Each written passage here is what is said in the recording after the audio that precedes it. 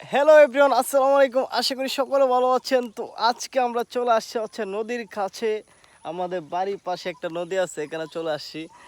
তো আপনারা দেখতে পাচ্ছেন আমাদের পাশে প্রকৃতি, গাছপালা অনেক সবুজ সোনালি, অনেক কিছুই দেখা যাচ্ছে আমাদের পাশে।